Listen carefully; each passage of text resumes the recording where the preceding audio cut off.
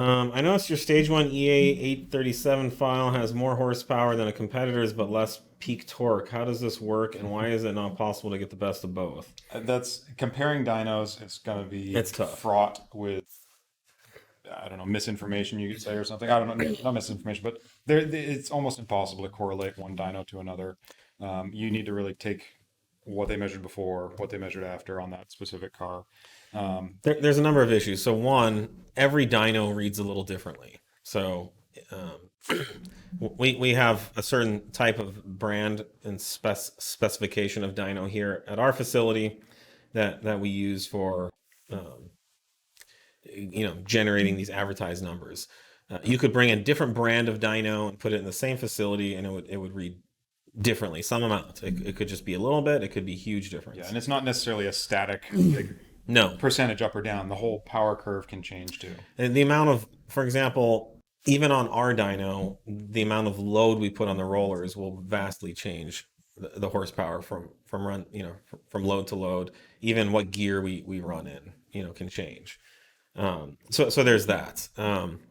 Then there's I'm just gonna say it. A lot of companies just lie. They make up dyno numbers, or they exaggerate or inflate the numbers.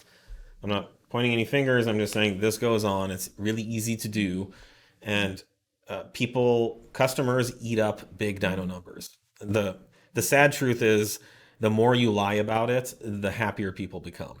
At some point, if they ever find out, or if they're told, or they can be somehow proven that they've been lied to, Even then, like so many people just want their car to make a number. they Like do. we struggled with this when we used to do a lot of public dynoing and dyno day stuff.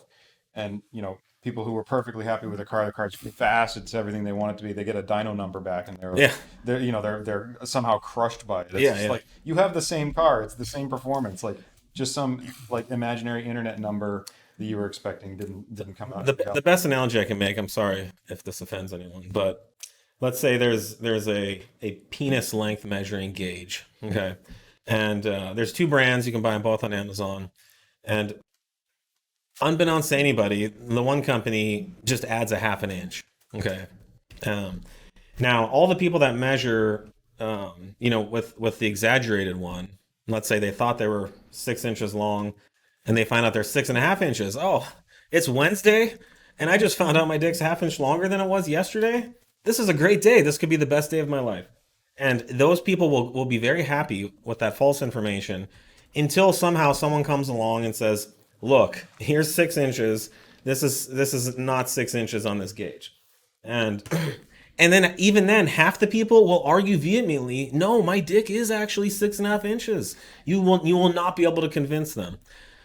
We even see this in the broader society with facts, that people just blatantly deny plainly provable facts.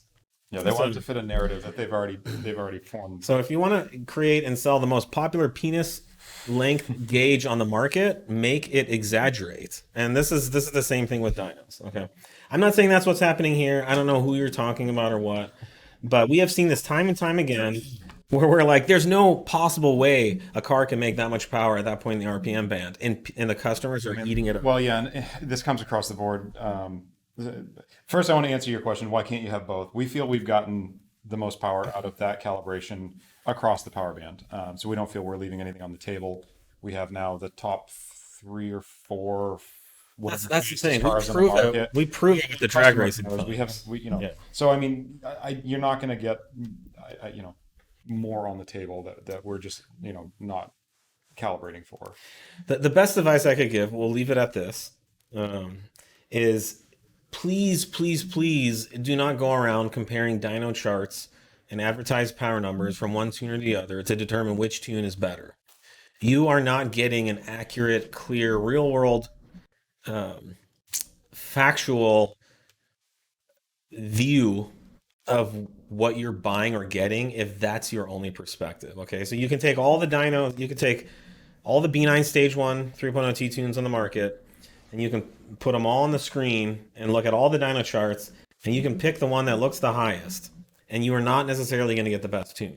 That has very little to do with what the best tune is or the fastest tune, because we are all, us tuners, I'll put it as I'll give everyone the benefit of the doubt. We are all trying to express a very specific unit of measure with measuring devices that are very imperfect.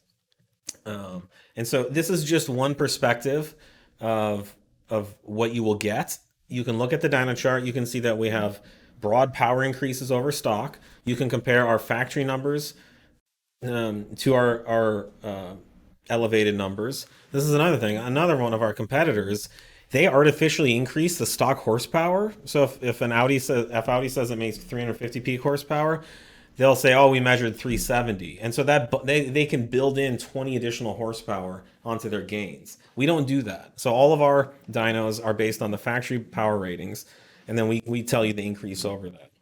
But please go on the company's reputation. Go on the fact that they've set record quarter mile times. That their customers broadly produce fast, draggy results.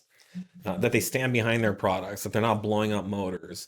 That they're upfront and honest with you about what they do, like we are here on the live every week. That they really care, and there's like real enthusiasts behind these tunes. That's you have to factor in all that stuff, and the dyno sheet is just kind of one thing. Honestly, price. All of our prices are made up. Once we create these tunes, we're just selling software, and so we're trying to pay off our development costs. But even the most expensive, and you can buy cheap or expensive, it's not indicative of what you're getting. So you have to take all